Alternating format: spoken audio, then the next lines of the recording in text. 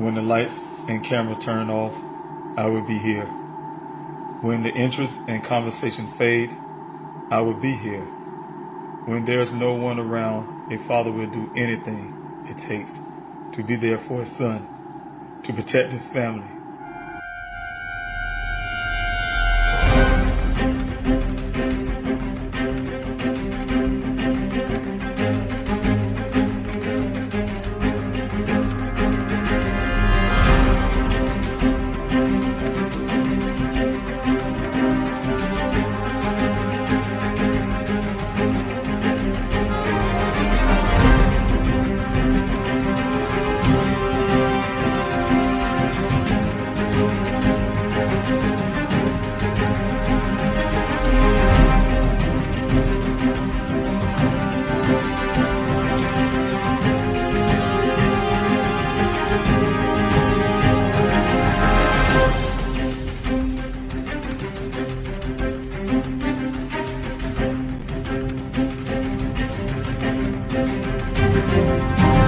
Daniel Robinson went missing 4 months ago. This is the last photo his family has of him. He's a 24-year-old geologist, last seen leaving his job site in Buckeye, Arizona. As the Gabby Petito homicide case garners national attention, another young person has been missing for nearly 3 months, and his family is desperate to find him. 24-year-old Daniel Robinson, a geologist, was last seen on the morning of June 23rd, leaving his work site in the desert of Buckeye, Arizona. David Robinson had only one thought on his mind as he drove the nearly 1,800 miles from his South Carolina home to Phoenix. I had to find my son. And everybody know I'm still searching for him. Thank you guys for coming in on this Q&A. If you're here this morning, welcome to Q&A morning. Now, if you're here for the prime time, thank you for coming in for the prime time. This is premiere. I have a scheduling conflict for me. I wouldn't be able to do a live this morning or this evening, so I did a pre-recorded Q&A. Like I said, I want to thank you guys for coming in and supporting this channel. Because without you, I cannot have a Q&A. I will not be able to have information to be able to put out to the public. You guys have been helping me grow this channel. You got me up to 2,000 subscribers, and with that comes the algorithms that really help this channel get out farther to reach more people. This is not an entertainment channel. This is strictly for Daniel Robinson to find my son, and as well as to help other families. And so that's the reason why I'm here, because you know what, that's what I have to do when it comes to keeping Daniel's name out there, to keep it from going to a cold case status. There's too much information out there about my son's case. There's too many leads to follow before it can actually become a cold case. So I just want to make sure the media can help me out by staying engaged into this case, keep it nationally, keep it out there in the public sphere. That's the main goal. So at the same time, it helps me with all the things I'm doing, my efforts. So, trying to get law enforcement to do a lot more. Excuse me, you guys, I have a little problem with voice.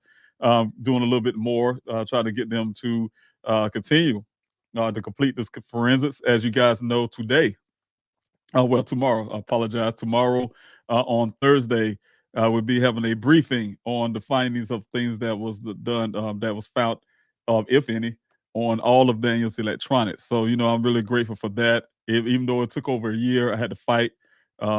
It's sad to say, fight really hard and to get law enforcement, outside a law enforcement agency, to look into this whole entire thing. And then at that point, decided to help me, as they was how they would like to put it, do a favor and do this forensics on just the electronics. But like I said, I'm still pushing. Excuse me, you guys. I'm still pushing to get the forensics done on all the other things. As you guys know, this vehicle behind me, even though the Buckeye Police Department, under my request, said they did the fingerprinting and the swab, right? DNA, but they gave me the vehicle. I haven't seen any results from that yet. I don't know if they even actually did it, but this is what they said they done. Excuse me, but that's not the DNA testing that I would be doing. Of course, we had to get the airbags taken care of. I have the possession of all these items, the vehicle, the red transfer paint, the clothing items, all that kind of stuff, had to be taken care of. They haven't even tested the clothing item. You don't see that in their report. They may say it now since that we're talking, out there in the public sphere. But, that's another thing. You guys know how I feel about the Buckeye Police Department. They did so much damage to my son's case that they don't need to handle it. You guys have been pushing really hard in the background for Tempe Police Department, of course, to join in or take over and start their own investigation or don't bring up their own case. They don't need Buckeye to bring up case. My son's a resident of Tempe, Arizona, and because of that, because of other things, not just that, just because he's a resident, because of other things, as you guys know, the last person that said they saw my son out there in that desert, his story is not reliable. He changed the story multiple times. The story don't fit the timeline because, the phone records show that my son was making a phone call at 9:20. He said my son was there at 9 and left at 9:15. So those type things, it's unreliable.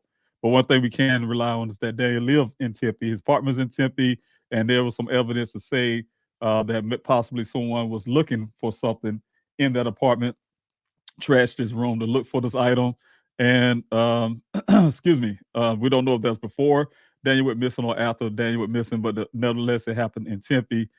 So that's why they're responsible as well. I put in an initial report with them. They pushed me over to Buckeye. The other part is Maricopa County, the sheriff's office.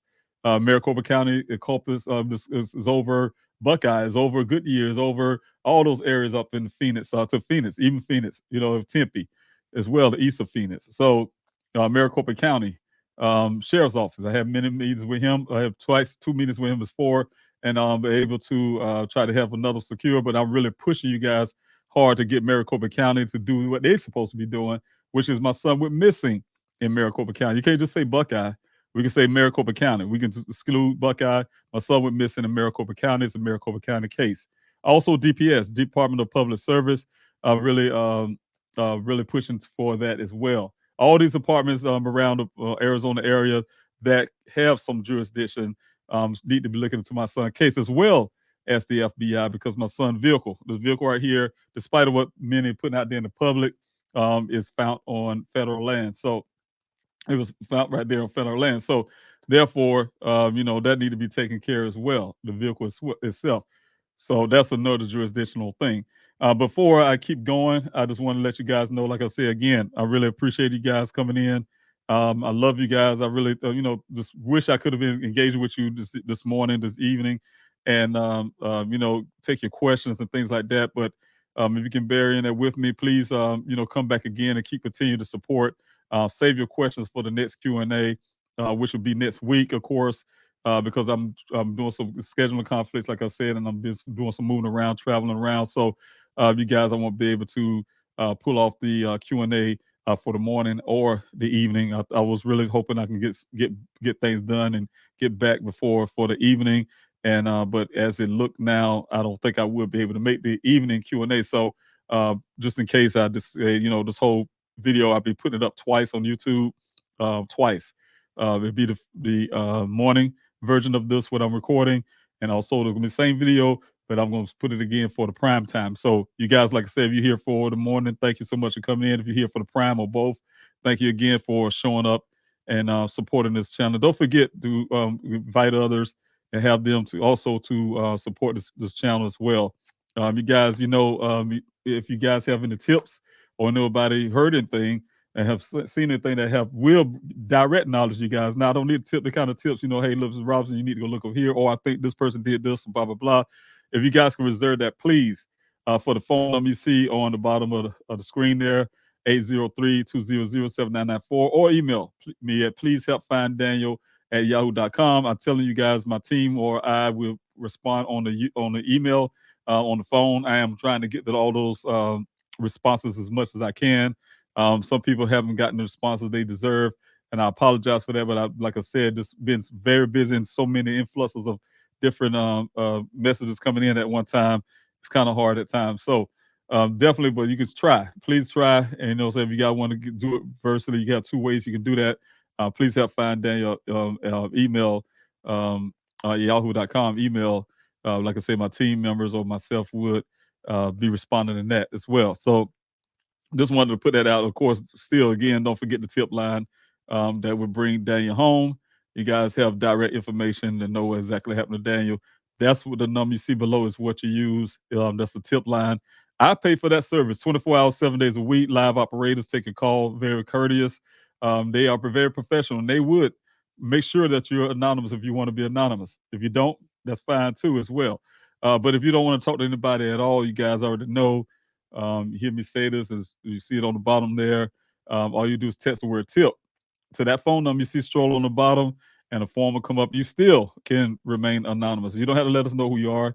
I always add an extra line of security for those who are very skeptic, but I need this information, so I say this for you. I'm paying for the service for you, not for everybody that's listening to me right now, but for the persons who know what happened to my son. That like I said, I give them a tip. Say, look, why don't you? I give you a tip. If you don't feel that you can trust anything and you want to really want to leave a message, go get a burner phone, and then still text the word tip to the number to stay anonymous if you like. You don't have to talk to anybody.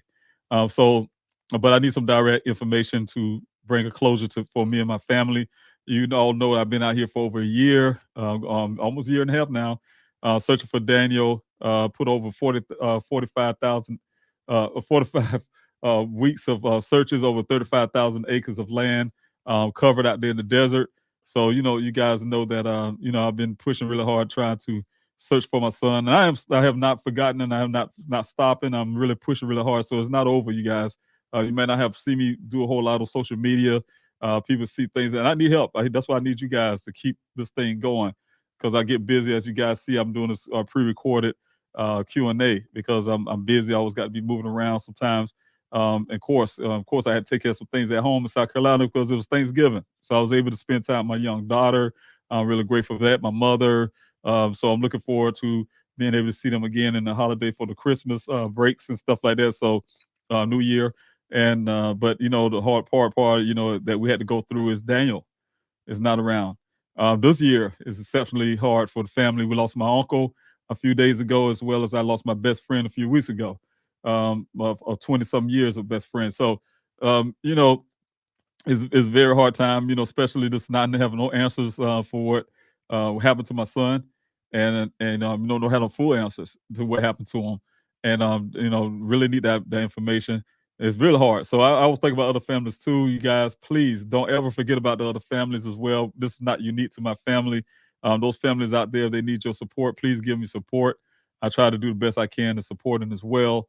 If you're listening to my voice now, and if you are a person who have a missing loved one, you want to share your story on this Q&A. I don't have the biggest platform in the world. That's some people got millions of followers and things. I have 2,000, but whatever I have, saying it's yours as well. And I would love to have you right here on this Q&A. Again, you can use the information on the bottom of the screen there, 200. But I'd rather for you, if you want to get on Q&A, to use the email. Please help find Daniel at yahoo.com. Please help find Daniel at yahoo.com. And leave your requests, and my team members or myself will respond and get you on this Q&A. I really would love to have you. I'd love to tell your story. Have some guests on before telling their story. So I really want to get the families on and do that. So, but to go ahead and go forward to what I was trying to do this morning for you guys, I want to talk about Daniel.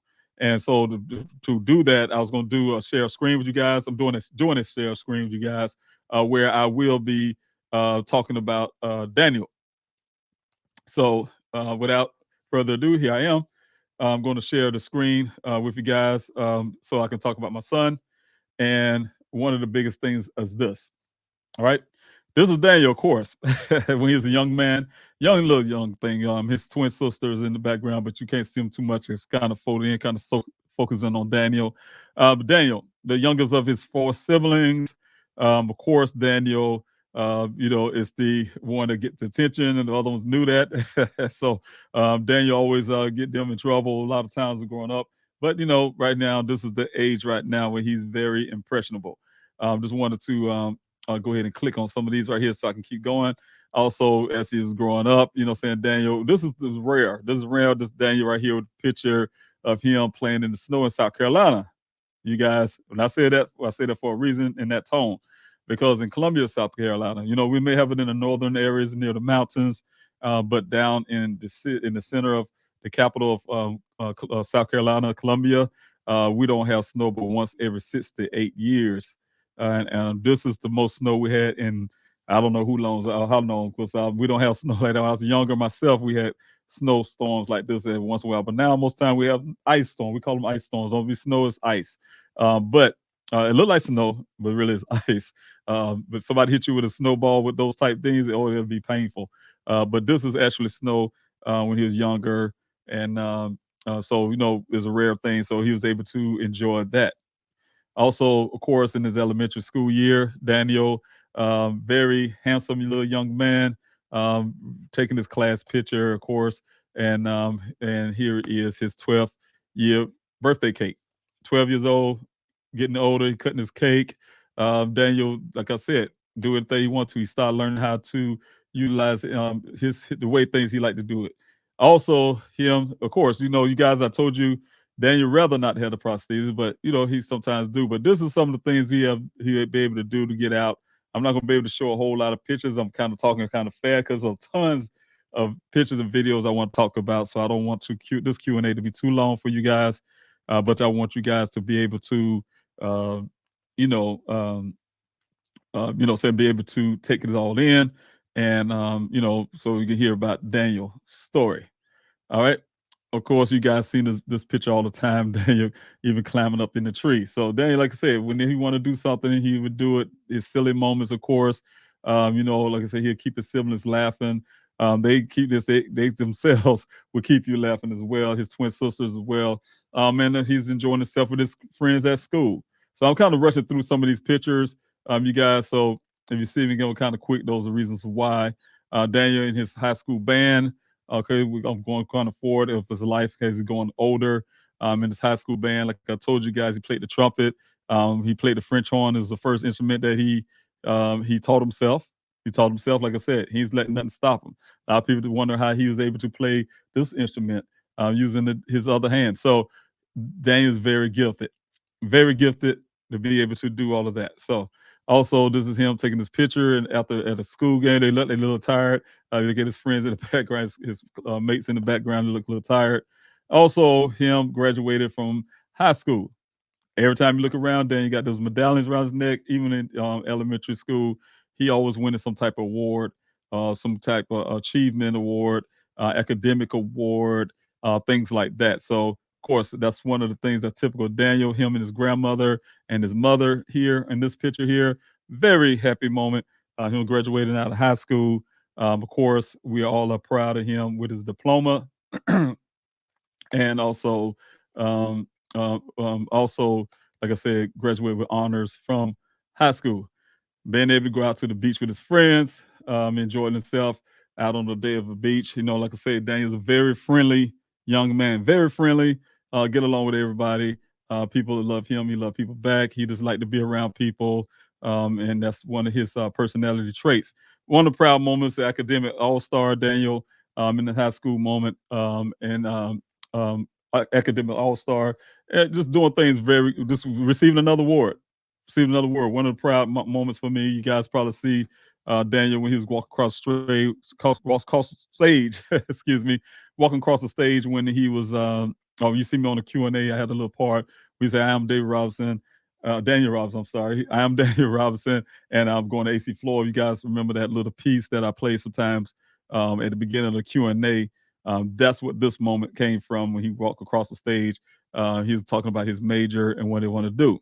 Again, Daniel playing pool. You guys, like I said, anything you do, very good at it too. You can probably look at that ball and see what he's trying to do with it.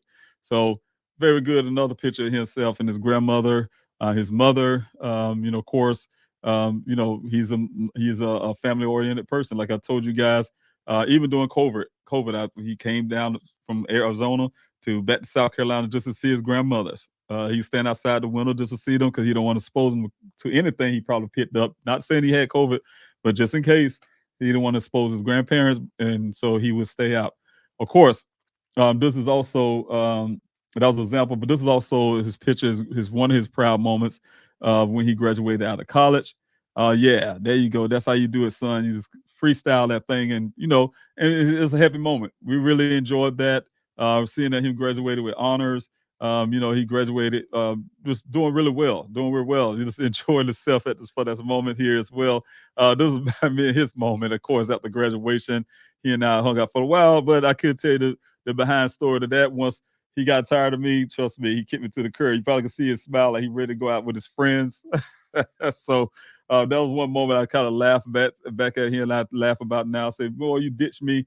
After a while, he's like, oh man, I got to get away from dad. Oh man, I got to go hang out with his friends. So it was a little short moment for me and him, but I really did enjoy that. Of course, again, more graduation pictures with him, his mother, his siblings, his auntie. Of course, there you go. There you go, right there. Proud moment. That's Daniel right there. There you go. The way he is, and he enjoys himself. He's a very confident young man. Like I said, love life, and I'm very happy. Him and his siblings again, taking some pictures after his graduation. Of course, Daniel started heading up to Arizona and started his career in life. So we get to this point, you guys can see that everything's starting to change in the background. This is his moment when he first started when he first got here in Arizona. He used to call me, like I said, we get out 2 hours in every time we talk. We get at least 2 calls a week, at least, a little more sometimes. It depends. But the average to be 2 times a week because he's a very busy young man. I'm a busy man myself. And when we talk, like I said, we always talk for about 2 hours. And that's a normal thing for me and Daniel. But like I said, he always, these moments, send me these pictures as well. I've seen those pictures when he first took these. And he's very happy to be in Arizona. He's always trying to convince me to move to Arizona with him. Okay, so he landed his job at Matrix New World. It's also called Matrix Southwest Groundwater as a field geologist. It's an engineering company, you guys. This is one of his hard hat pictures. When he was on the job, you can look in the background. Like I said, you can see some of the sites that he's at. He was at, I believe, a well site here as well. But this is when he first was started with the company, and getting really knowledgeable about it. But there's some of his friends that he met also while he's out here in Arizona. And like I said, he would go to Sedona, some of these other areas, and to enjoy nature because that's his Daniel. That's his personality to be in tune with nature and just enjoy it. He enjoyed the outdoors. He enjoyed. Some people always ask me, "Do Daniel go hiking? I mean, do you go camping and things like that?" I only known him to go camping. I think one time, if I'm not sure if it was actually camping with his friends, but they did have tents, so I'm assuming they did go camping. But that's not something he regularly do. That's not something he go out like he being a survivalist or anything like that. But Daniel do like going hiking. He loved hiking. He go hiking with his sisters a lot. He goes with some of his coworkers, some of the friends. So definitely, that's one of the things he loved. This is also Daniel on his job again. I'm sure he got masks on for the dust or maybe COVID. I'm not sure, but this is some of you look in the background, you probably can tell it's near a community. So some of those wells are not just in the remote area of the desert. It's also in the city limits. So um, that's what some of the show that I had a little audio problem here, but that's some of the pictures that would show that you guys. He's definitely like I said, just everywhere, all over Arizona. Okay, all right. Let me see if I can get this picture going again. This is a picture he took when he was still in Arizona, but he went out to see one of his friends in New York. He did something I haven't done. Went to Times Square. I have not been in Times Square ever. One of the reasons why I don't like to be around a whole bunch of people in a big crowd. I'm a veteran, so you can probably understand the reasons why. The other part is, I just didn't have the time to do it just yet. It was one of the places I probably would visit just to say I've been there. But this is Daniel enjoying his moment. Some one of the things he done before I have gotten done. The couple things he done so far, I haven't done myself yet. But this is where he was enjoying himself in New York, around his friends, just taking pictures. But here back in Arizona, of course, you guys know the George Floyd situation. My son believe in things, he gonna stand up for it. He's the kind of person that's the way he's been raised. If you believe in something, then you stand up for it. Saying if a man don't stand up for something, he'll fall for anything. And my son is definitely standing up for what's right. Police brutality. I'm a victim of police brutality. You guys, now I have scars on my body from police brutality from childhood. So I know exactly how policing can be if it's go unchecked. And so Daniel's definitely there to do the right things. He also did an interview with News ABC 15 in Arizona, and saying to be able to talk about his reasoning for protesting. Okay, so he's been there in the spotlight himself. Those are some of the reasons why, of course, when I first got to Arizona, some of the black activists and some of the black leaders who definitely had to take up for those protesters who was part of this protest that the Phoenix police had retaliated against. The Justice Department had to come in, and because there was charging protesters now, calling them gang members and all kind of things. It was a bad situation. But definitely that was one of the reasons why, because as soon as I hit Arizona, a lot of news channel 15 came up to me and said, "Hey, don't you know your son? We interviewed your son in the past," and there's ironically to that. And here I am being interviewed by them for Daniel, looking for Daniel. So Daniel, of course, came back to South Carolina for his sister's wedding. This is a picture of him. Daniel always changed the style. You guys, if you look at his hair from there to here, people always have these things that say, "Hey, Daniel, he shaved his head, cut his hair off or something," as a place thing to say that, oh, something's going on with him. He's changed his hair. Daniel always changing his hair. He'll have his hair short one time and he'll grow it out and do it again. His hair grows really fast. He changes style really quickly. So that's not something different from Daniel. That is what he does. Him and his sister who just got married as well as a sibling. Of course, y'all know what this means. This means that Daniel went missing. Of course, I had to put up a reward and I started the process. Of course, when you see this right here is the beginning. I want to talk about when Daniel went missing. Of course, the first vehicle. This is the first picture that Daniel sent me when he first got this vehicle. He's very proud of it. You guys look at this vehicle. Can you imagine the way you guys have seen it behind me on the green screen, or you've seen it in the public where it was sitting on the side in a ravine?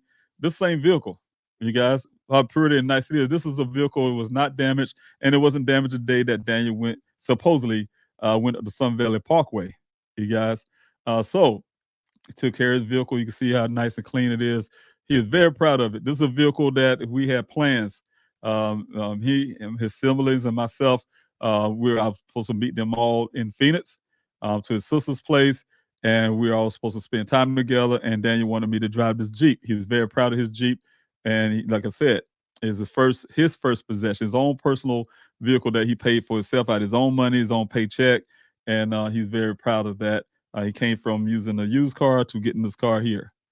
Also, this is part of what I did when I first came to Arizona. Of course, you guys, as soon as I heard that, you already know the story.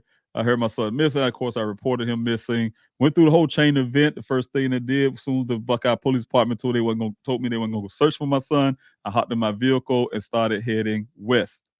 This is me in my vehicle, and I was pulling up to the gate to meet with because I made some arrangement to meet with Ken, the guy who's seen my son last at that well site, who was with my son at 9 o'clock at that well site, and he left at 9:15.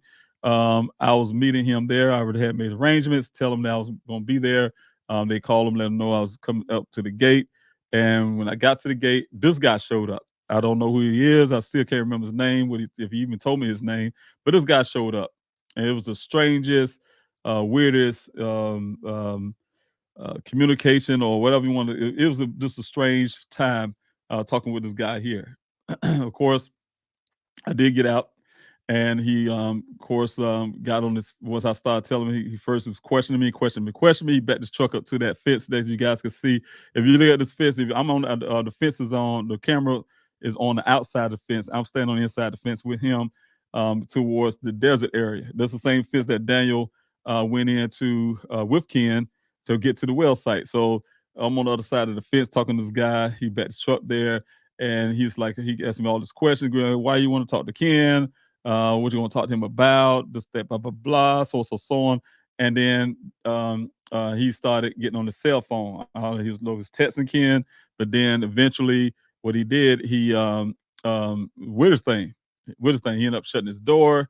Like I told you guys, he ended up getting out, shut his door, and then he ended up started cleaning the seat off and said, "Hey, I'll give you a ride. I'll give you a ride down there. Let's go down there. I'll take it." I said, "How far is that?" He said, "Oh, it's about 6, 7, 15 miles, some crazy number he gave me at first." And then he finally said, "Well, I may be exaggerating, but it's far, whatever." I said, "Well, no, I'm not leaving these ladies, of course, my daughters as well. And I'm not leaving at the gate. And just no, that's not gonna happen." But he's trying to be insistent that I go with him, and he's cleaning that seat off on the passenger side with all this trash and food trays and drinks. And I'm like, "No, I'm not doing that." So of course I didn't. Finally, what he did, he pulled up for it. That's why you see him in his truck now. He pulled up forward to that dirt area there because he was on the phone. I was standing there. He got on the phone with Ken, and some reason, whatever they were saying, he shut his door and he pulled up forward to that dirt area up there. Guys could see whatever he said to him, and then he back up to right there, that spot there, and told me that Ken was going to be coming up. All right. So this is Ken. All right. Reason why I didn't block his face out, of course, because he put himself on the media. You guys know what he looked like. He's on doing interviews out there in the public. All right. So Ken, he's meeting me there, of course, at this moment. First he was at his vehicle. His vehicle, you can't see it, is on the black side of the screen, of course. I didn't want to put any pictures of the vehicle. He had a white vehicle as well, as utility vehicle. The first thing he did when he got out, he had his stand at his vehicle with his hand inside the utility box. I don't know if he's pulling out a tool or he's got a gun. I'm just watching him. I'm military, so the first thing I'm doing is watching his hand and see what he's doing with his hands. So he and I had started having a conversation. I had my pad and started interviewing him, asking him questions. Right? Of course, I started to blurt out his picture, but of course, I decided not to. And we just had the conversation, and the conversation going on. That's when he was telling me all the things. I wrote all the stuff down, you guys, so I don't forget. That's when he started telling. He told me first exactly how he told the police. I guess when he told Officer Cruz, the first officer, he said it verbatim. I like they practice it. Like I said, they like he practiced it or something. Oh, he got it exactly right because that's exactly how the officer related to me. And then from that point, he had a conversation. He got really comfortable with me, and then he started changing the story. And then he started adding things like staying left to the track, so he didn't disturb them. And two, he knew that the police gonna come looking, and this thing would come nationally. He started telling me about how he went through the gate and went to drive for another mile or so, and got out and started walking and went up on this hill, and started spraying rocks with red, spraying rocks with red paint, so the police can know where to come look, and all this kind of stuff. He started telling me, right? Just strange stuff, all things you guys know. That's when the story started changing. Of course, in the meantime, my whole idea was not just after I talked to Ken, I was working with the Buckeye Police Department.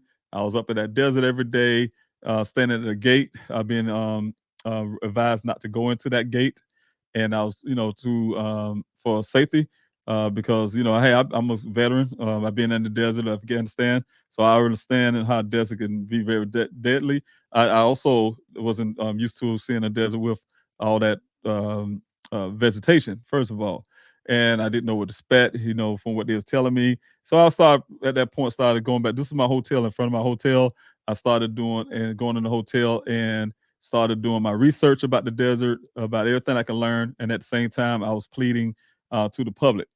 You guys, I also, this is probably some time after talking to Ken, of course, like I said, started pleading to the public. Like I told you, it took a while, you guys. I've been pushing for local news, and I finally was able to get two people like Nicole Griggs and also Josh Sanders, two people locally who gave me my first breaks of getting Daniel's story out there in the public. I also been working around Phoenix and not knowing anybody, you guys. This has been an amazing ride, working really hard, meeting people and trying to push things out, meet or reach out to the Black communities. I reach out to different organizations like NAACPs, to the Red Cross, to you name it. I've been doing it all, trying to find any help I can to get Daniel's story out there, try to fight. I've been on social media, putting all these posts up. And one post, somebody retweeted a post of mine, and and then also made a comment about it, and that went viral, and that helped as well. So a lot of things were going on as well. So these are some of the things, and I was able to talk with these reporters. And this is Josh Sanders. Josh Sanders, like I said, one of the biggest persons who gave me the most of his break time. So I really appreciate him a whole lot for all the things. He's been consistent, always been consistent, really doing all he can to try to help me keep Daniel's story out there and get far as I can. So this is me right here in my hotel lobby, and I'm really, really, like I said, still new. Didn't know much about Arizona, but still working. Got my daughter every day. She and I going to the airports, checking the airports, doing too. Just everywhere. There's all this due diligence stuff. We're actually going out there on the ground doing a lot. Okay, and also I'm just going to put this video up and let's go ahead and play. I was thinking they'll just go ahead and play, but they don't automatically. So much for joining us. Our big story right now on 12 News at 6. May 23rd will mark 11 months since Daniel Robinson vanished in the Buckeye Desert. His father moved here from South Carolina and has been leading search efforts almost every weekend. But now he says donations have dried up and he's hitting the pause button on the search. So what is next? Team 12's Josh Sanders has been following the story from the very beginning and has more. Sometimes your body want to say, I can't do it no more. But my mind say, I got to keep going. Nearly every weekend for the last 10 months, David Robinson has been here, searching the Buckeye Desert with volunteers, hundreds showing up to look for his son, Daniel. 10 months is a long time. Every day is that same thing over and over again. Daniel's still out there missing. He's organized hundreds of search groups, using drones and other technology to canvass miles of desert terrain around the crash site of Daniel's 2017 blue Jeep Renegade. Daniel's clothing found inside out, boots and socks, wallet and laptop. No blood, no signs of injury, no signs of Daniel. He hired a private investigator and collision expert. After the airbags came out, somebody turned that ignition over at least 46 more times. David's teams even found human remains, but not Daniel's. Funding generated through a GoFundMe account. More than $250,000 raised through thousands of donors. Everybody made it possible for me to remain here. Started off with roughly 200 people coming out there on weeks to go out there and search with me. That number has dramatically dropped. I'd be lucky if I get 20. But that funding has now run dry, leading David to temporarily pause the desert searches. The stress of the demands of trying to get the forensics work done on the vehicles and the clothing and everything else. Then I had to take away some of the equipment that's very vital and crucial. Buckeye police do not have evidence pointing to foul play. Despite pausing the searches, David remains determined to find his son and help others with missing loved ones. He's in the early stages of establishing a foundation in Daniel's name to support other families with similar stories. It's a nonstop deal for me. I want to make sure that the same thing that I have gone through don't happen to another family. So if I can help it. Josh Sanders, 12 News. Yes, and also, you guys, that's the Josh Sanders. Like I said, from that point, I kind of jumped the gun with Josh Sanders. I just want to kind of show you who he is. He's been there for, like I said, for months. That's why I put that video there so you guys can see how long he's stuck in there with me. I'm see if I can get my picture on here for you guys so you guys can see me a little bit more here. But yes, he's been sticking in there with me, and so I'm very appreciative of Josh Sanders. I just wanted to kind of highlight that.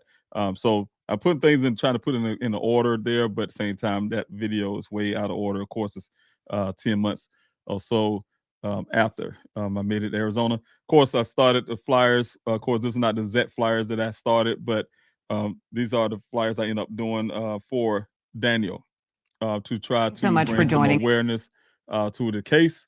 And like I said, I had flyers. These flyers I had prior this one is similar to this one, but it was huge. It's about the size of a notebook paper. Of course, I decided to make it postcard sizes, make it easier for people, because I was really aiming for the homeless shelters, the hospitals, you name it, the mental health wards. And so to be able to make it easier for people to carry and also make it durable to sustain weather, and as well as like I said, for to go on little billboard, little boards inside these buildings and stuff like that. So definitely started getting these flyers out. So here's another video I want to put in for you guys.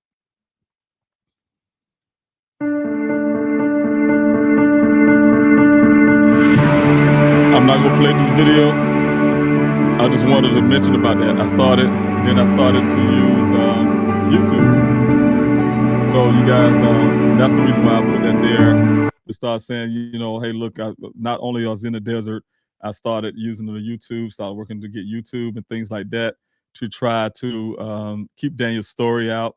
Of course, you guys, I've been pushing, like I said, through social media, especially Twitter, trying to hit, trying to get I've been hitting people inboxes, their friends, families, you name it, for celebrities and things like that, just to try to get edge somewhere. It's going to take somebody. I put out thousands of text messages, emails, all kind of stuff, and something in my mind, something would finally catch, and something did. This is my daughter and I. We first started doing searches. These are the razors, you guys. I rent these things out. I had to rent them out for myself, and then when I finally got my investigation for myself and my team as well. But once I had, because I have also a team out there in the desert. But once I had my investigator also started renting out these vehicles for himself and his team. So it's very costly. It's very costly renting these things out every week, but it was necessary, especially one for myself. That's a four-seater razor, and I needed that for in case something happened. I learned that at this moment, this picture you see here, this is my daughter and my dog, when we kind of first early parts of the searches, when I didn't realize that how needy those razors would be for volunteers who may get tired, or things like that, and they need to get a break. They need a break, and get back to the command center. things like that. So, I need to get over here. They found something. Whenever I need those razors, when somebody calls, hey, Mr. Rousing, we found a bone. Can you come? And I had to get on the radio, and I had to get across that terrain. Those things are amazing to get across that desert terrain. They're made for that desert, and they actually make it across that terrain very easily. This is my dog, Tiger. You guys in Yorkie Poo.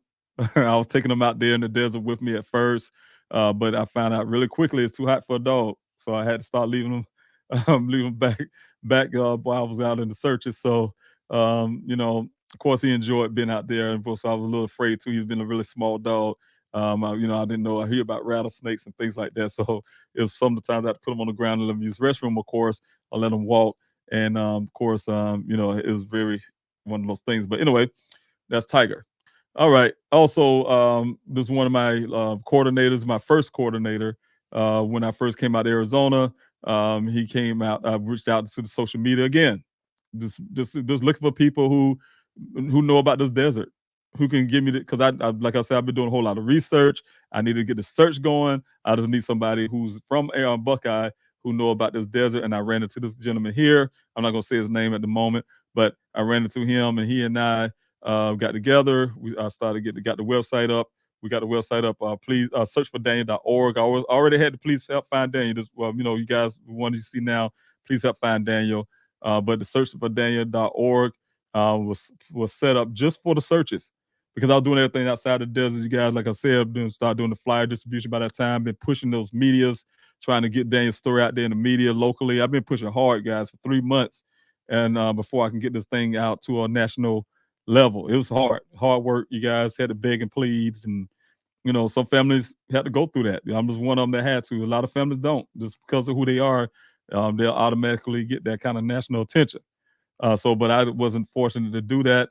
But I knew I already know how my life was as a young, especially a young black male. What I had to do to work. I tell my children that all the time. My sons, look, Daniel as well. You know what? Sometimes when you get older, you're gonna find out you might have to work 3 times harder for the same thing that a white guy may be doing. And because he had this white friend, I told him, hey, look, we say, oh, we're gonna graduate together, we're gonna work at the same company, all this kind of stuff, which is great. But I say you got to work 3 times harder, just to make sure you be able to do that. To make a long story short, and a lot of times it's that way. So that's the experience I had. And that's what I had to tell my son. But that's exactly what goes on with the work I had to do for the media, and that's exactly what it felt like for those 3 months. It felt like it was hard, very hard, just to get somebody to take Dane's case seriously. Just to saying, the media I'm talking about. I definitely wasn't getting it from law enforcement, but I wanted to get it from the media. As you guys can see right here, this area right here, that the gentleman and I was about to say his name, we started searching this area. This is near where the vehicle behind me, that's the area. It's not far. That's the same one that you guys seen the Buckeye Police Department doing what I call as a photo op. After this is like they did that at 4 months after we took this picture. But they went out to this area near to where the vehicle was found. They said they already searched this area, so they should have already searched this, what it is really at mine. And the only thing they did is sent some kind of little string down in the mine and say they were searching, just like they did when they say they're searching that well and then go under the water and all this kind of stuff. So this is one of the ones I'm still having a hard time trying to make sure I can get BLM, Bureau of Land Management permissions, and some of the owners to go down in this mine, because I have a company that want to do that and search his mine and make sure nobody was down in there. God forbid. It's really deep. It's really wide. And, it's a very scary thing to look into. But this is a closer shot of that mine. And it's a mine shaft. It's not a well. And, so we're trying our best to look in there ourselves. All right, here goes another video.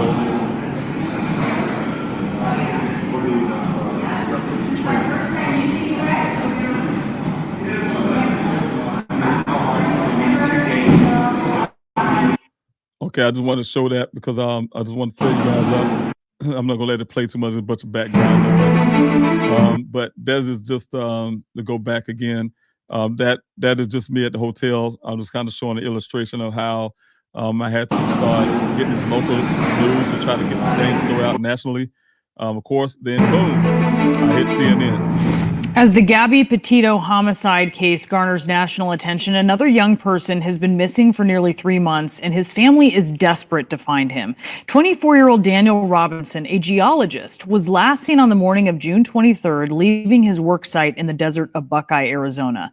Nearly a month later, Daniel's Jeep was found in a ravine approximately 4 miles from where he was last seen, and police say that the vehicle appeared to have rolled and landed on its side.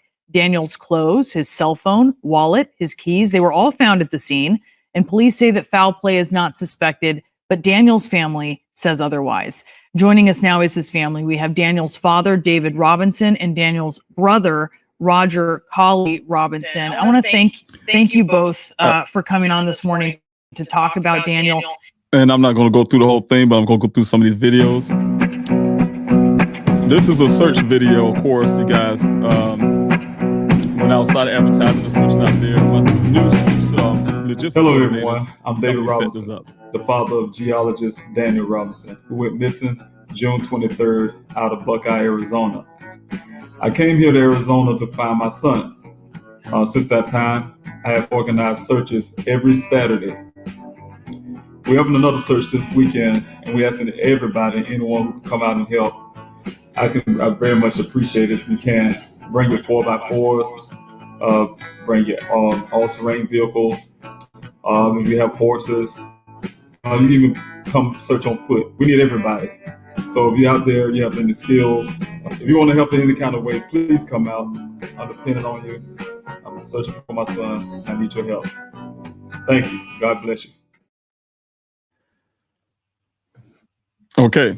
Now, I just wanted to show you guys, like I said, just little pieces of things that have been done, and just want to keep going forward with that. Of course, you guys, like I said, that video was just to highlight how I was able to, with my then logistics coordinator, get advertisements. And if you want to call it advertisement, you can call it advertisement. Just get people out to the searches, and it helped to get people, like I said, the horses and all the stuff that you guys seen on that video. I was able to get all these people, all these wonderful people come out to the searches. I mean, hundreds of them, of people coming out to the searches. And every week, diligently, they help me find, they go help look for a stranger. That's a lot of love out of Arizona, and I'm really happy about that. A lot of them came out of Buckeye, believe it or not, you guys, despite of the horrible things that I had to deal with Buckeye when it comes to racism. So you know what? I tell you guys, these people out here was dedicated. They come out early in the morning and leave out late. You can see the gentleman there with sweat on his chest. It's hot, 118-degree weather, but people endured that and came out to the searches. This is my daughter and I. Of course, I've been sometimes have to stop in the middle of a search and and do interviews. I was able to start getting local channels to really kick in and really put Daniel's story out there, right? And that's, like I said, it helped me get to CNN. Also, I just showed the CNN piece. I couldn't find the MSNBC, but in MSNBC, Joy Reid was the first one to really hit on the national level. She was the first one to do that as well. So was able to get that, and then, like I said, CNN hit the nets, and then I hit Fox News and some of these others, and it just kept rolling from that point. So I've been fortunate to get Daniel's story out there. Of course, as these are Rangers, I was able to get the Arizona Rangers out into the desert as well. Also, my daughter, her husband, and as well as they was out to the searches at first. As you guys can see them at the searches, they was out there on the weekends with me, especially my daughter in the one in Arizona. Was in Phoenix at the time. She was out there every weekend with me in the desert until, if you see this picture here, until this date when they was coming down that ravine, and they was out in the area by themselves, and in a little group working together. And they called me on the radio, Dad, we found some bones. Of course, my heart racing because I didn't want them to see stuff like that. And it was, that type deal. Make a long story. When I got there, thank God it was cattle. When I saw it, I just knew it immediately. It was cattle. And my daughter said, "Oh, thank God it wasn't Daniel." When she said that, that dawned on me. Look, my children do not belong. And, it's hard. It's not. They don't belong out there in the desert looking for Daniel. And the reason why I say that, because that's their sibling. And I'm a veteran. I had to deal with things in Afghanistan, and I've seen a lot of stuff out there, of course. And so I had to deal with things like that to this date. And I don't think my children do have to keep that kind of scar in their memory, especially of their brother. They don't need that memory of their brother like that. So if God forbid that Daniel was out there. So when they said that, of course, I told them no more searches for them. They could do other things, flyer distributions, or whatever the case may be, but I don't need them out in the desert. So those who didn't see my son out there for a while, like I said, I mean, my children out there for a while, excuse me, not son, but my children, my daughters, they the ones out there. And, that's the reason why. Also, this is Nicole Grid, of course, one of the very, like I said, persons that was really strong on helping me get these interviews, local interviews. They come out to the desert. That's right there at the front gate to do an interview as I was getting ready to get a search going. They came out on the side and want to do an interview to keep the story going. Of course, you guys, I'm going to show you some bones, but I try to make sure the ones I'm showing you, hopefully I'm really sure about this one, but what I was trying to do is not show you in the human bones. And the reason why I'm not showing you in the human bones is because for respect for families. I want to make sure that I'm not, just because they're bones, if they're human bones, this is somebody's family and they need that respect. So I think this is one that I think was determined as it being an animal bone. At least I hope I'm right about this one. But this is how we do some things, take pictures. Those pictures, of course, goes up to pleasehelpfinddaniel.com and uploaded there. And one copy go to Buckeye Police Department, one went to my investigator, and one goes to myself. So I keep it for records. So that's how the volunteers know. Don't touch anything. Just come and alert us. Take pictures. Take pictures, get the coordinates, and then we go from there. The Buckeye Police Department is supposed to come out and collect these things like the vertebrae and things like that. So, all right, have family out there. I call them family, my extended family, the volunteers out praying. That's what they do. This young lady here is praying for Daniel, and and we need that prayer. Okay, you guys, I want to go back a little bit because when I started my GoFundMe, of course, when I started GoFundMe, when I first started doing the searches, I realized how much it was cost me in Arizona to stay in that hotel, as well as just being there. Just being in Arizona is very expensive. I didn't realize how expensive Arizona is. Of course, when your father, you hear about nobody going to look for your son, and you hop in your vehicle, you drive 2,000 miles. You're not thinking about how much it's going to cost. You're thinking about getting there, right? So I got there and got here in Arizona, and bam, I had to realize that wait a minute, it's very expensive. How can I keep a search going? How I can get a search going?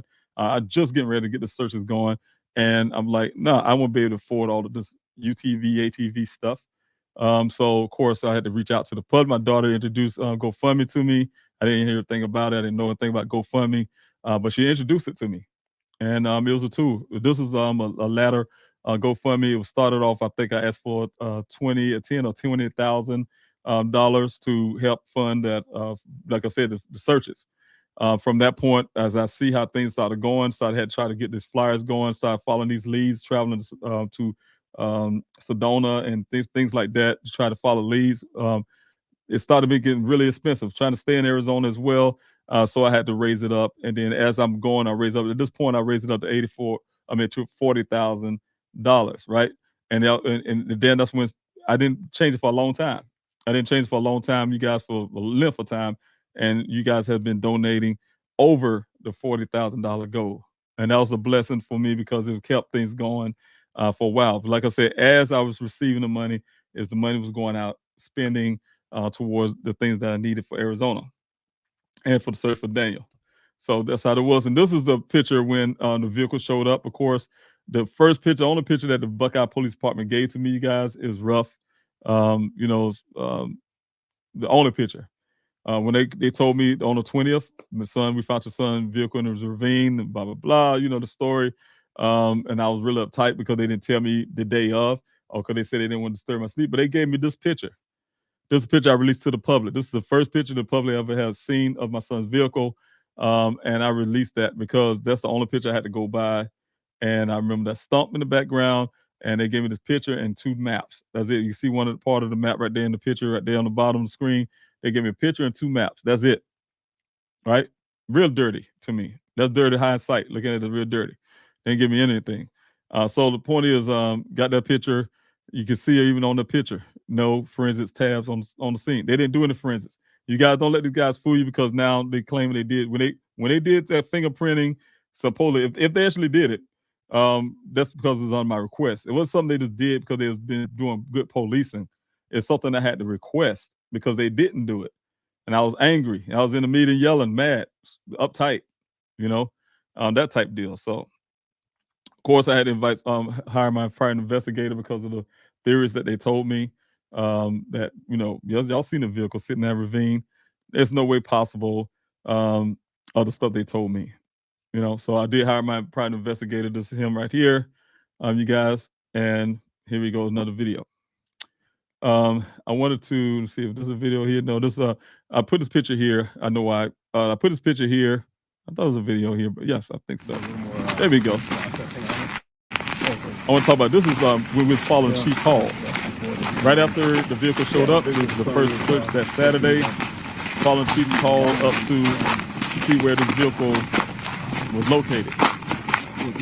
Now I'm telling you guys, a couple things they told us. They said, hey, these trails wasn't here. Now here it is that we weren't really up here because the trails look very defined. You're right, they're very defined. The rancher, oh no, these trails wasn't here, and this and that, blah, blah. Like they're saying, Daniel made these trails with his car, I guess, his Jeep. But anyway, we see us walking, that's what it is. We walking to follow Chief Hall to the scene. He didn't show it to me and my family. The Buckeye Police showed it to me and my family in a private setting or talk to us about it. Like I said, they gave me that one picture and that was it. At the police department. One picture, 2 maps. These tire tracks. So you gotta drove here. That's us talking in the background. You can hear our conversation, but we're following Chief Hall and the volunteers as well. So I'm walking ahead. We kind of walking along. You probably hear him talking in the background.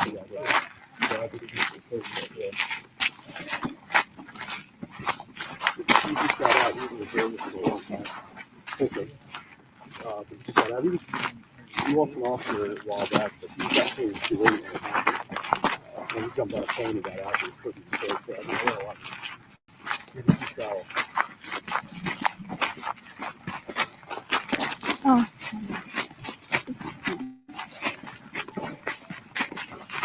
mean, It seemed like it was a very long walk that day.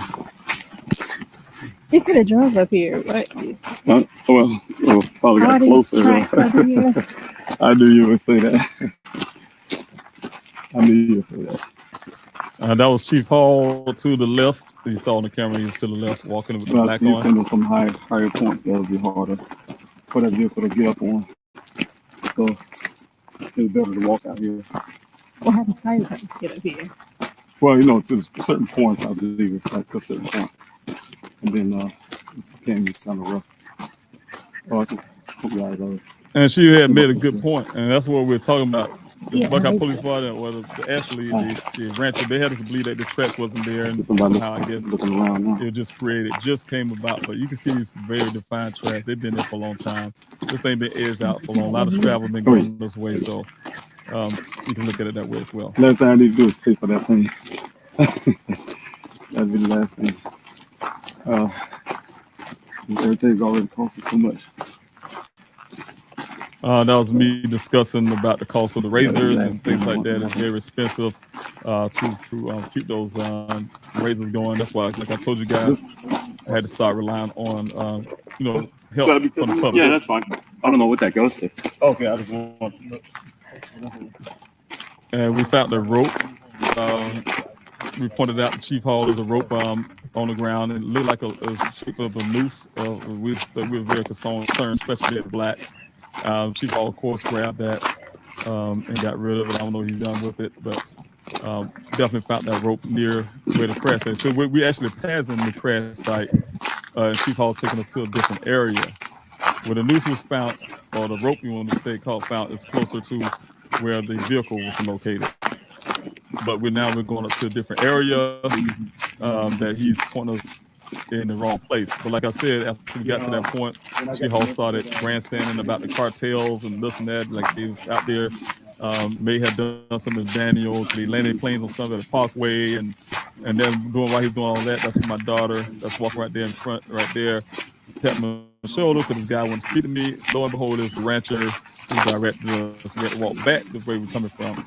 And okay, there'll be another rope up this way too, another rope, and you guys can see it on the ground coming up probably.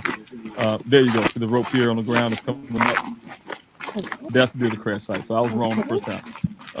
That's where the rope is located. But Chief Hall ended up getting that rope later. But that rope was, if you look to the left now where that rope was at, that's where the vehicle was found. But now Chief Hall's taking us over to a location where the vehicle wasn't found. Like I said, the rancher had to correct him. So he's taking us up there where the pickup truck, you can see sitting up there on the hill ahead of us. That's where he'll be doing all this grandstanding and talking about the cartels and, all that kind of stuff. Of course, we didn't get better footage.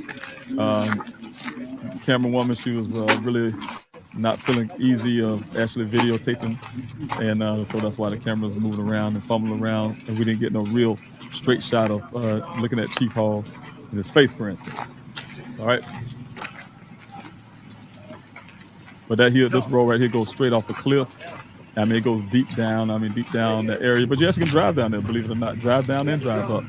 But it's deep down off the edge. We go down, up and down on many occasions.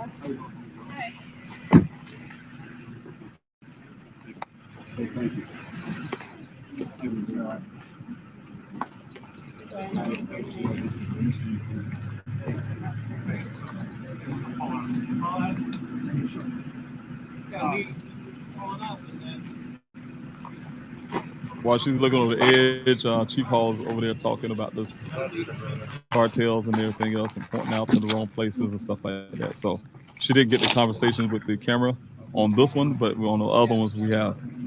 I just can't share it with you guys just yet.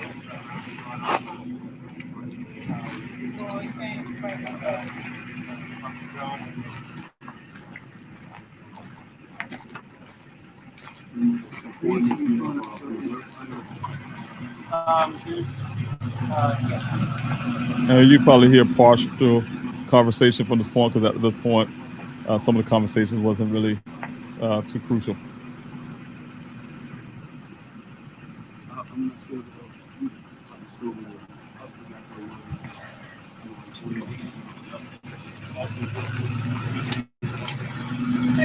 Hi.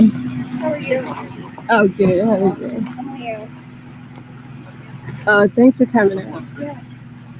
I'm glad you guys are out there. I don't know what's going on. Oh, yeah. I'm trying to figure it out.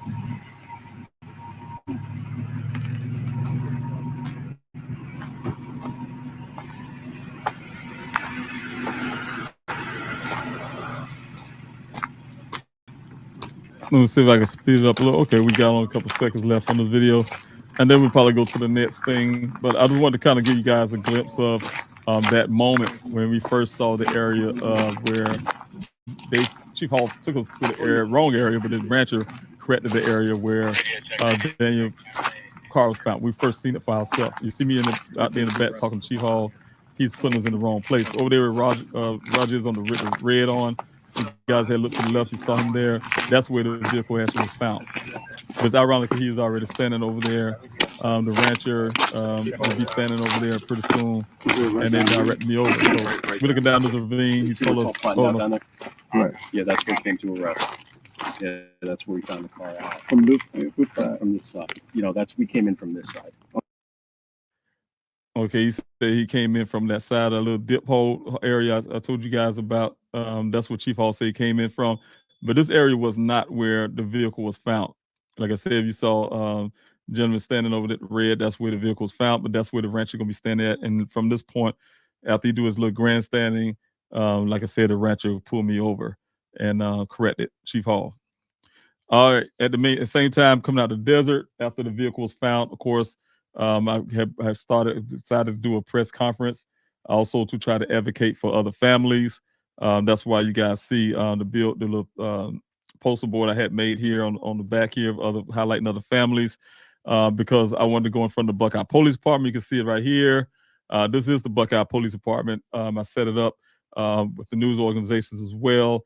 Some of the NAACP guys out there, Black Lives Matter, and some of the others end up showing up. A lot of my some of the volunteers from the desert, as well as my search coordinator and logistics, my investigator, all was at this press conference. I flew my son Daniel's mother up, my oldest son, and his siblings. Of course, the rest, the daughters was one is already in Phoenix, and the other one came in from California. So definitely had a family press conference there. That was my first press conference to try to put pressure on the police department, and that's why I did it in front of the police department. But guess what? The Buckeye Police Department was closed. What department closed on ever closed actually, but closed. This was on a Saturday. It closed, and I didn't know that. And that is funny because I was thinking it was like I'm saying, hey, I'm standing in front of the door, not really totally blocking. It looked like it's really totally blocking it, but we stand in front of it. They had to go through us just to come out. I thought I was doing something like, man, this is great. We're right here in the front of the Buckeye Police Department, and then until one of my speakers, one of the ladies was talking, say, hey, they're closed. And I looked back like, what? You know what? They are closed. And not was soulless in there. Or they closed when they heard us coming. I don't know. But this is Daniel's mother, of course, Daniel's brother. We all at the mic supporting his mother while she speak. As well as, like I said, this is Mr. Galloway. Of course, he's a radio personality in Phoenix. Gave me my first break as well on the radio spectrum. I started reaching out to the Black community and was able to get in contact with him. Very good man, and was able to put Daniel's story out into the air, on the radio air.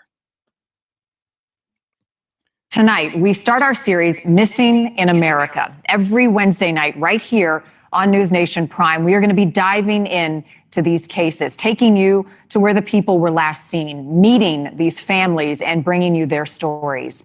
And we begin tonight with Daniel Robinson, a 24-year-old geologist living and working in Buckeye, Arizona. It is one of the westernmost suburbs of Phoenix. It's a low-lying desert valley, a resort spot that has quickly grown into a full-scale city. And it is where Daniel set off on a start for a job that he loved.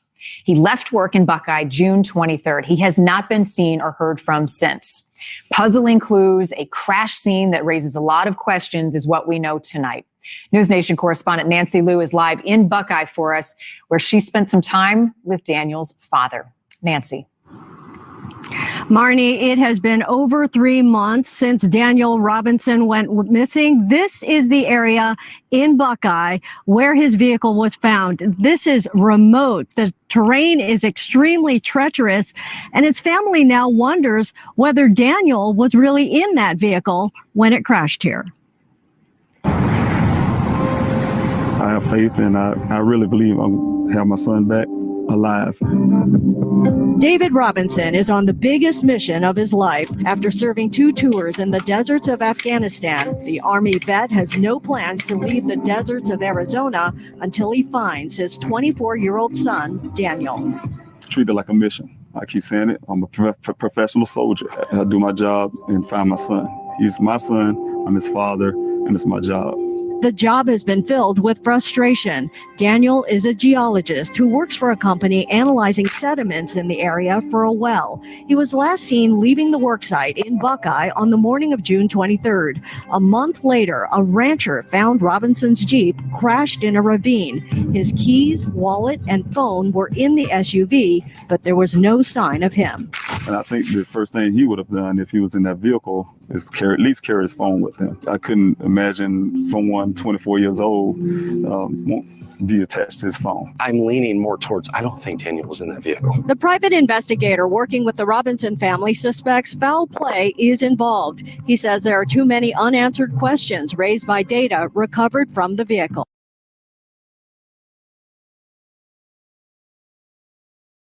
Also, you guys, I just wanted to show you guys from that point, of course, News Nation. I thank God for News Nation. They've been spending a lot of time with me, you guys. They was really doing a whole lot of interviews. I can't put all the interviews. I have so many tons of interviews. I've been doing so many interviews at this point. I can't even keep count of them. God's been blessing that Daniel's story went nationally, of course, and was able to get these interviews from all walks of places and things like that. So I was fortunate to get on different radio stations at this point. More news stations, shows, and things like that. So get Dane's story out there, as well as you guys. Like I said, you guys have been funding everything. This billboards been funded by GoFundMe. From the east side of Phoenix to the west side of Phoenix towards Buckeye. This is one of the areas I believe this one here was off of I-10 in Phoenix area. So you guys, like I said, these are the type of billboards that people see off the interstate. This is exactly what it looked like. I wish I had a better view of it. I do have a couple more pictures I can find in this time. Make replace those pictures with this one. But Lamar, I want to give thanks to Lamar as well for giving me some breaks in costs as well. But it's very expensive, very expensive. But the point is, it didn't really matter because I have to get Daniel's story out there, and I had to work really hard to make sure that happened. So this is one of the billboards that I wanted to make sure it was designed closer towards the website. I wanted to be kind of matched. That's why you see the red there, and the red is definitely to catch a person's eye. So as they coming down the interstate. So also just wanted you guys to see that as well. And of course, again, Mr. Galloway, you guys can see the flyers I was talking about. This is how the flyers used to be. And I was doing a radio interview, Mr. Galloway, but this is how the flyers used to be, really big. But I had to change them up to make them a lot smaller. Of course, meeting a lot of family members. I call them family members again. A lot of people I'm meeting out in the desert, loyal and dedicated volunteers that's coming out to the desert to Daniel, to finding Daniel, to a stranger, a person they don't even know. The support. So I'm really happy for them. I really love them, and I'm really grateful for all the people who came out. There's also another second press conference I have created because you guys, I started getting more information in my investigation through my investigator as well as my own work of an investigation. Like I said, you guys, I haven't even had another private investigator that he's a private investigator, but he's walking behind the scenes, they're doing some other things. You guys have never heard of him. As well as I had Mr. McGrath here and one of his assistants working with me out there in that desert. But I hired Mr. McGrath to give me the information that he got on that vehicle, as well as stuff that I have. And from all that investigation, we had came up some new things, and so that's why I wanted to share it with the public. You guys see the guy with the jacket here.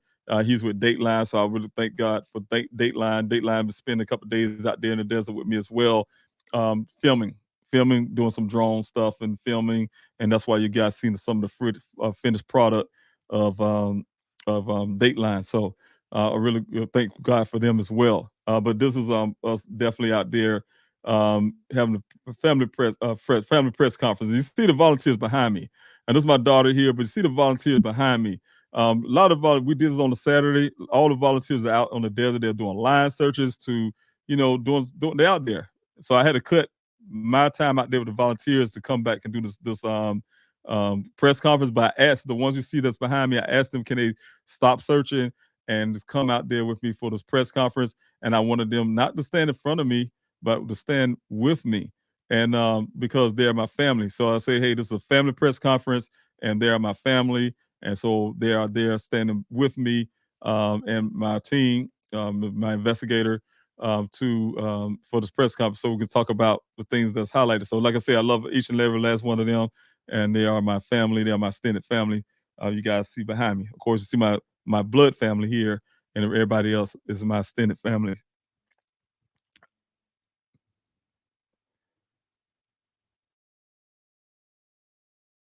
I also want to thank the volunteers that come out here every weekend, volunteering their time, and without these special people behind me, I wouldn't have a search. They like I said, they were out here working tirelessly, spending their weekends with me out here in the desert, looking for a stranger. Somebody they don't know.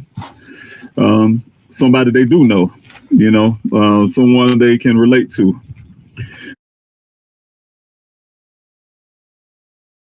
I thought I had a longer version of this one here, but it's fine. You guys can see the gist of that. Of course, it was a real long family press conference. I was able to put out information. One of the information I found out wasn't a good one to put out, but I was able to put that out as well about the other guy who's claimed that he seen my son last as well. But the point is that I was able to spend this press conference with family. Also, this is a picture, I won't say much, a drawing forensic drawing of the skull that was found in my searches. We found a human skull near that area where you saw us doing the press conference, as well as where this vehicle was located. Um, they did a sketch of the person, where the person's face would look like, and that helped the family to find out who that skull belonged to. And this is it right here. I got the story from Nicole Griggs. She was able to do a story locally about it. She was, they're grateful that my searches had brought some closure to a family. So this gentleman, the family to this gentleman, I've been praying for them. As rest to reach out to them as well. And I know this hard closure, but they got some form of closure. So they didn't get a total closure, but they got a form of closure. They know exactly what happened now to this young man. So it's a very sad occasion, but that's exactly what transpired when it came to that. Also, you guys, not on my efforts is not just out in the desert, of course. So like I said, flyer distributions to you name it. Here I am at a park. We got the different events, these vendor events and things like that. We have the billboards, we have the banners, we have the tablecloths, we have the just everything. Everything you guys even help funding, being getting Daniel's story out there. Those flyers you see on the table. I've been putting thousands and thousands of flyers, thousands upon thousands of boxes. These boxes come in 2,000 a box, and I've been getting rid of these boxes every week of flyers. Putting flyers out all over the country, not just in Arizona, everywhere. People sending flyers out to people, to their residents, get them out on the airplanes, get them out just everywhere. Take them out to locations, get them out to businesses, put them on cars, going out, passing out every Saturday after the searches. I'm out in the city passing out these flyers. So it's a lot of work, but we definitely, Daniel, is worth it. And my team and I, we're always out there doing this stuff for the efforts of Daniel, finding Daniel. So everything's been doing, we try to do everything we can to make sure I'm finding Daniel. Of course, bone again. I just kind of show animal bone. This is representation, you guys. I don't want to show no human bones. These are representations of bones. And we just take these pictures because we don't know exactly they're human or not. So we take pictures. I can almost know that this one right here is most likely an animal. That's why I went ahead and put it on here. But the ones I do have in stock, we do have a lot of human bones. And that's another thing I'm going to talk about as well. Before this thing became really nationally by pressing Buckeye, imagine, I'm telling you guys again, Buckeye Police Department got caught. The Chief Hall got suspended for them falsifying documents about crime statistics. They want Buckeye to look good. Crimes like it don't happen there. So they try to dumb down all the bones they found. We first found them. Oh yeah, human bones. It was up to 6 or 7, right? But then when they started getting all the prisoners, now they tried to bust it all down to, it's only 2 human bones and 1 skull. No, that's not true. You can hear my investigator even say, is even in this search that we had this day, is more than just 2 bones. But they're definitely the bones we found that day belongs to one person, we believe. All right. Here we go, the video to that. See if I can get that going. All right, today is November 6th, Saturday morning. We came out here to the desert area where Daniel was last seen and where our searches have been continuing now for 14 weeks. My investigator partner and I had an idea to run down an area that had not been searched. And it was further south, a couple miles south of the entrance road off of Cactus. And you can see behind me, we did identify, they were human leg bones, human femurs. We found a couple femurs and we found hip bone. At this point, the medical examiners confirmed it, and we don't know whose it is, but that'll be in the days to come. But for now, we have CC Buckeye Police has taped off the scene, and we'll wait for further information. As you probably can clearly see, I was a little uptight in this video, you guys. The story behind that. In my searches, we were out. My investigator and I was out near the well site. We had this area here that you see behind us. We had some volunteers who came from, I think they was out of California. They said it was from the psychic community. Of course, we have our logistics. We have our safety briefing in the same quarry area where you guys see me do the press conference. The thing was, though, this group of people said, no, they need to be in this area. That's kind of weird. I'm not a person that subscribed to psych and stuff and all that. But they say they need to be in this. They really believe Daniel's in this area, right? That's what they believe somehow. And so they was down in this area, not this exact area behind us, but like a little further down, where we're facing a little further down that ravine. Behind us right there is a ravine. Where it's taped off at is a ravine. Water runs through that where the tree is there. It's a little deep down, and it don't look like it, but it's deep down, and that's where the bones was found. But it's a ravine where water runs through whenever the monsoon season is dry now at that time of the year. But like I said, we was on the other side over there in the desert. He decided to go check on those people. Say, hey, David, I'm going to check on those, the people that was in the group. So he made it, his assistant made it down in that area. And when they got there, he called me and said, David, we found some bones. They called me on the radio. Of course, I was already found some bones near the well site. So we were taking some pictures of that. And then I made my way down to where their location was at. And sure enough, he seen the bones, showed it to me, and I was walking that ravine as well. I found the bone myself. They found some vertebrae, like you said, and all that kind of stuff. Of course, when I saw that bone, it was really fresh. Those bones is really fresh. They still look like they have marrow on it, and it's pinkish in color. So of course, scrubbing it like, oh, I'm freaking out. Like, oh man, this, hope it's not my son because it's so fresh. And so I'm scrubbing the ground, going down the ravine. And at the same time, Buckeye Police Department, we sent it up like we always do, take the pictures through the website. Buckeye Police Department get a copy. Mr. McGrath right here, he get a copy. He already know he's gonna get that copy, and I get a copy. Through the website. And so, of course, the Buckeye Police Department, we had to come out there to respond to this one because my investigator knew that this was human in his eyes. But then when they got there, of course, the Buckeye Police Department looked at the pictures. Since they told me they didn't get the pictures, actually. So we took more pictures, sent it back up to them again. And then when they got it, they came back and said, oh, they all animal bones. Like I told you guys, they tried to dumb down the statistics. They was calling it animal bones. I made a big fit about it, been fussing and cussing, to be honest with you, upside because I'm tired of them the way they did. I tried to ignore it, even though, because lonesome families getting closure. I don't care what Buckeye does.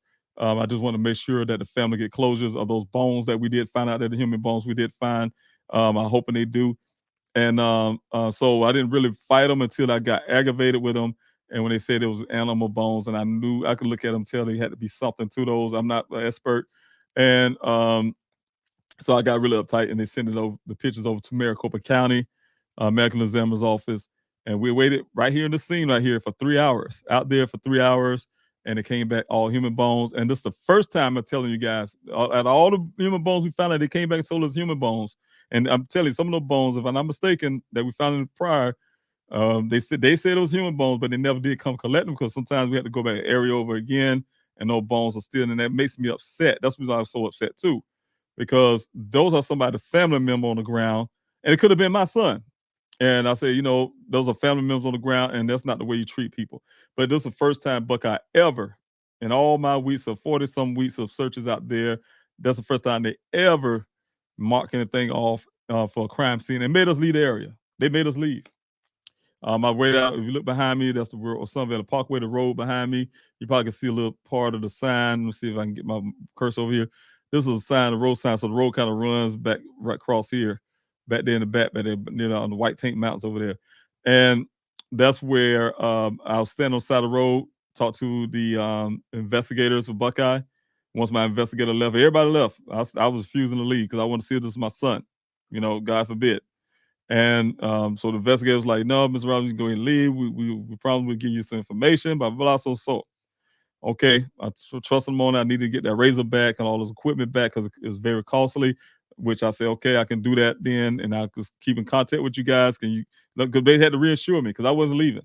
I said, oh, well, I just had to pay the cost or whatever case may be because I'm not leaving.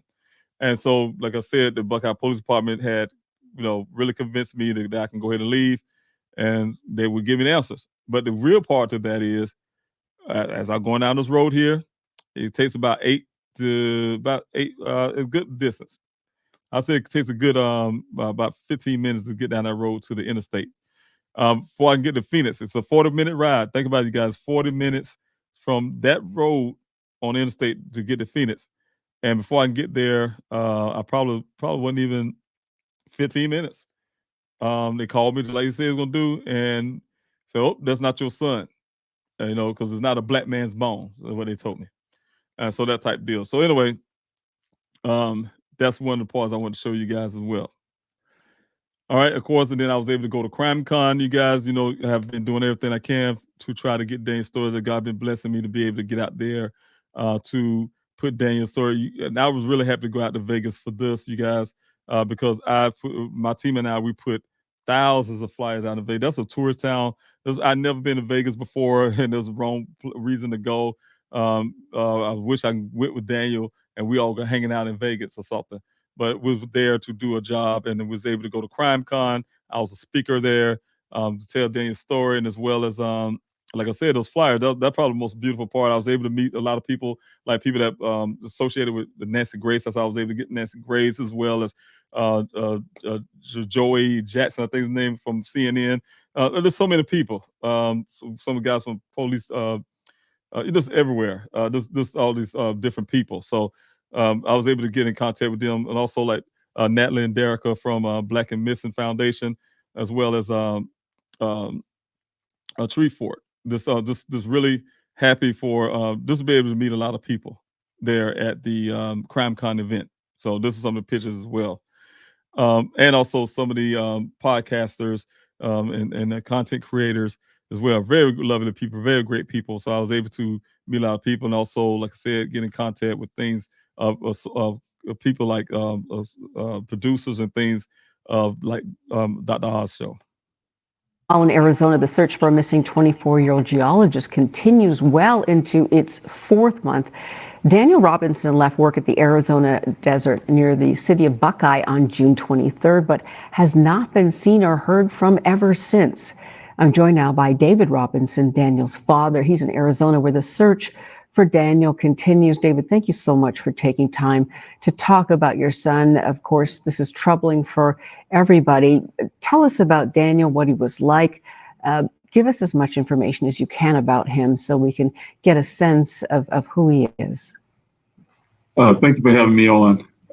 Daniel, he's a 24-year-old geologist. He graduated out of College of Charleston in Charleston, South Carolina. Upon graduating, he came out to Arizona to take his final class upon graduation in Flagstaff. He was able to land a job straight out of college in a job called Matrix as a field geologist. He was out on his job at a work site out there in the remote area of the desert with another gentleman from a different company where he went missing.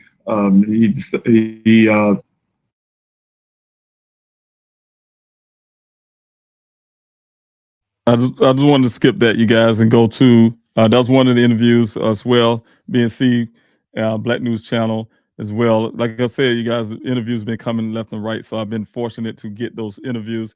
But for present time at an hour and 32 minutes on this Q&A.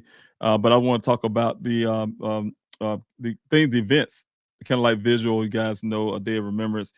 These are things that are designed to, first of all, get Daniel's name out there, as well as helping other families get their loved one's story out there as well. So these events help a lot of families as well as my family for Daniel. So when you hear things say kind of like vision for Daniel, Daniel's America's son, that meaning that what happened to my son happens to a lot of other sons and daughters, people out there, so adults and young people. So a lot of families going through the same exact thing. So it's not unique to our family, of course, again.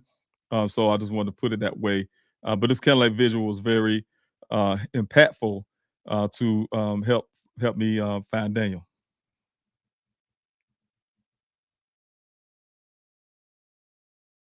Yeah, I'm David Robinson, the father of geologist Daniel Cornelia Robinson. We're out here to do a kind of like visual on behalf of my son, and also to bring light into other families who are going through similar situations. So thank you. I'm thanking everybody who's out here to support.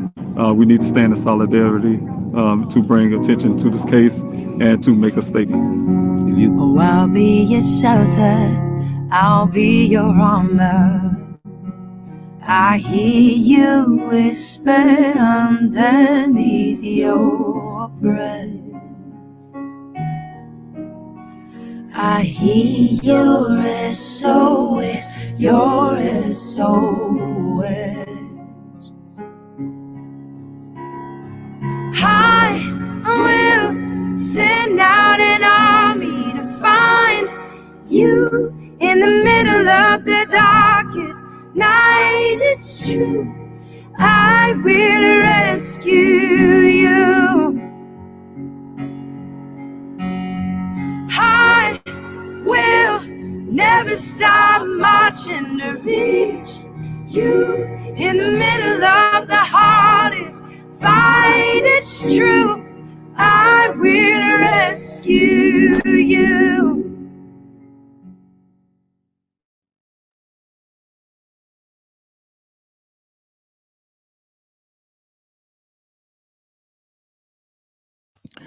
Okay, I think I'm trying to get to the next video here. I think it's the next Yeah, I'm one. David Sure. Robinson, the father of It's not geologist this one, Daniel. but I want to get to the next video here for you guys. Where is Daniel Robinson? Saturday night, that question on the hearts and minds of Daniel Robinson's family and friends gathered at the state capitol asking for more to be done since the now 25-year-old geologist vanished in the Buckeye Desert. My son is just not my son. He's also America's son, because this happened to a lot of families. Since then, his father, David, organizing search parties hoping to find his son. Volunteers showing up week after week, standing strong with the Robinson family. Daniel could be any one of us, and so we definitely need to bring awareness to the situation. If we don't speak up for him, and help find him, who will? Daniel and my son went to the same high school. Felt it was my duty as his neighbor to be here to support him and really try to figure out where Daniel is and bring him home safe. David's search parties found Daniel's Jeep Renegade rolled over in a ravine, airbags deployed, his clothing found inside out, boots and socks, wallet and laptop, no blood, no signs of injury, no signs of Daniel. God knows how much we can bear, and at times I feel like I can't really take but so much more. But in his weakest times, David says it's the volunteers that provide him strength. Everybody know that I call them my extended family. And so this video is the same thing. We all here have one common goal, and that's to find Daniel and also to bring light what happened to other families. As the Robinsons' extended family light candles tonight, their collective light shines towards that day when their question is answered and Daniel comes home. Josh Sanders, 12 News. And then there we go again. Josh Sanders is one of the people who's really been helping a lot. Yeah. We got some families that we're about to meet that are holding out hope in regards to being able to find their loved ones. Daniel Robinson went missing 4 months ago. This is the last photo his family has of him. He's a 24-year-old geologist, last seen leaving his job site in Buckeye, Arizona. His overturned Jeep and belongings were found in a nearby ravine. His parents, David and Melissa, need our help. We wanted to give you an opportunity to tell us about your son, Daniel. I had a moment when you showed me his picture. Yeah. Just looking at him is so difficult. You want to talk to him, you want to hug him. Daniel is my hero. Just reading his text, telling me how he feels about me, leaving the very last message on June the 21st, telling me how he loves me. Hey, Mama. I just wanted to see how you're doing. I just want to let you know I love you. And, yeah, we could talk later. All right, bye. Oh, wow. And that was the last time that you heard from him? Yeah. David, when was it that you guys decided that something was not right? On June 23rd, I received a phone call from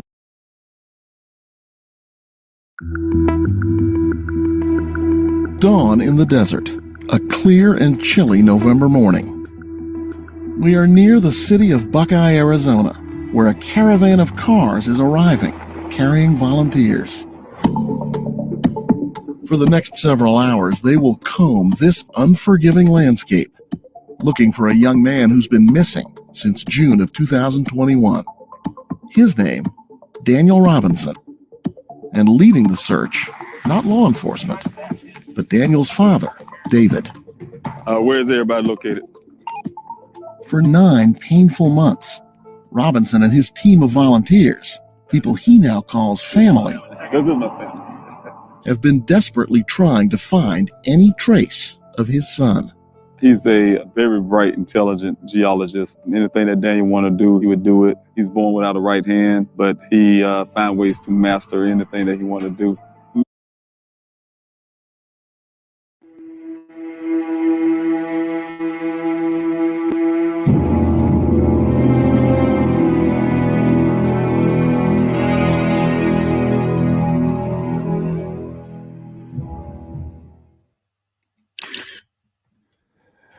I just want to highlight you guys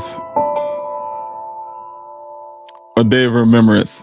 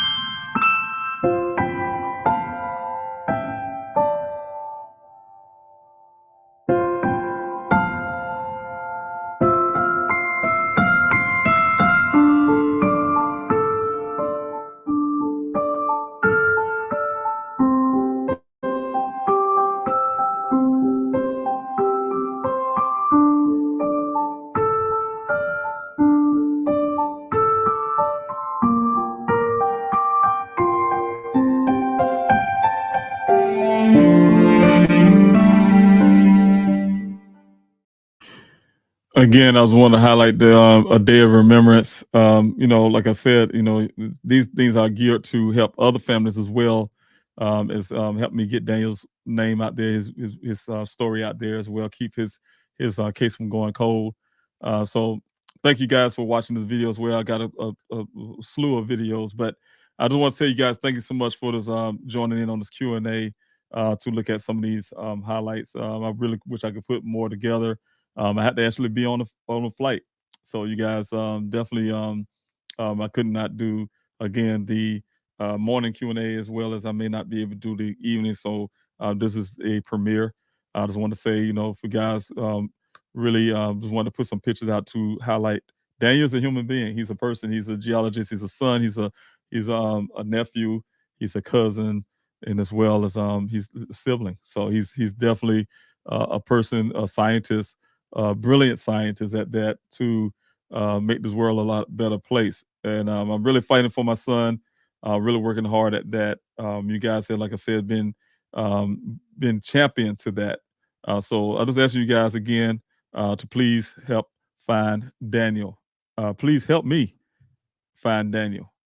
Again, I'm David Robinson, the father of geologist Daniel Cornelius Robinson. I just want to tell you guys I love everything you guys have been doing. I love you all from the bottom of my heart. I thank you so much. Again, if you need to get in contact with me, you want to get some flyers, please hit up the number on the bottom of the screen. Hit the email up on the bottom of the screen. Request those flyers. We have those sent out to you. My team can have those sent out to you. Or if you want to print those flyers out yourself, you can go to pleasehelpfinddaniel.com, go under the PDF tab, print flyer, the flyer tab for the PDF, and you can definitely get those flyers that way. If you want to be a part of the ambassador program, you can do that as well. I will hopefully be doing an ambassador meeting on Thursday. You guys see the link there on the pleasehelpfinddaniel.com front page. So you guys can go there and definitely be a part of the best of the program as well. That'll help so much tremendously. I still have this fight going on, you guys. I'm still trying. I really look forward to I have like I said, this forensic stuff being done in the desert, but I definitely have working on having a public search to finish those areas that haven't been done yet, haven't been searched yet. All this time, the desert do change, and that's the unfortunate part about it. That's a scary part about things being in the desert. I see what it does to the human body. But the thing is, I'm telling you guys, I had to search those areas. And I'm out there in the desert sometimes, but I'm just one person. Or I might have a few people, like I will be having for this forensic stuff that we're doing.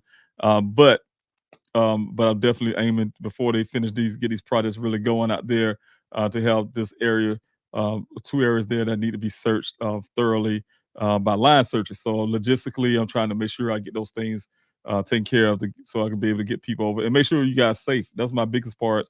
I'm a very responsible man. People ask me why you take you to do certain things. I have to be responsible. There's other people's family members. You are my family members, extended family members. At the same time, you have your loved ones, your family, your blood family at home, and you're a human being as well. And I would not risk anybody's life or anything for my son. It's not going to be doing that. And so definitely want to make sure you guys are safe. So I'll try to make sure I do my due diligence, my recon. I like to say recon, a military guy. But anyway, thank you guys so much for being a part of this Q&A. Like I said, constantly showing your love, support. Please encourage others to come on this Q&A, this YouTube channel. Like, share, subscribe, make a comment. If you're not going to come on again, just let them come on at one time just to do that to help this algorithm to grow. Get this subscription up so we can get the algorithms going. Father, get Daniel's name out there, Father. I'm really pushing for that. As well as you guys don't forget to hit up these departments. I'm not trying to work with the Buckeye Police Department on that behalf. They did enough damage. I need you guys to really help me push the Maricopa County Sheriff's Office to take on this case, and also as DPS, Department of Public Service, but safety. But make sure we hitting up Tempe, Arizona as well. That's where Daniel's resident of, and they bear some responsibility on that as well to be able to take this case and do the right things where they have the lab facilities and things to be able to do this forensics on this vehicle. I'm trying to, this is the next thing I'm working on, you guys. This vehicle, totally. I hear Buckeye say, oh yeah, I did this fingerprint. No, they haven't shown me anything. They didn't have anything to compare it against. So I don't know how they even doing anything when they gave me everything. So I don't know how they even doing that. What they claiming they're doing. So to have things done correctly, like the well site they have done, like the mine they have done, I want to be able to make sure I have a law enforcement agency that's going to do it exactly like it's supposed to be done. And that's what I'm working on. So anyway, thank you guys. If you guys can support me on that, still follow me on the Twitter. Please help find number 4, not please help find Daniel, because they'll let me write the whole thing down. So it's please help find and the number 4. Please help find 4. You can follow me on Twitter. And then everything else is please help find Daniel, whether it's Twitter, TikTok, Facebook, Instagram, YouTube, of course. Please help find Daniel. So you guys can follow me there as well. And also, please help find Daniel.com. Please help find Daniel at yahoo.com to get in contact. So talk to you guys soon. Love you. Thanks so much for joining in this Q&A.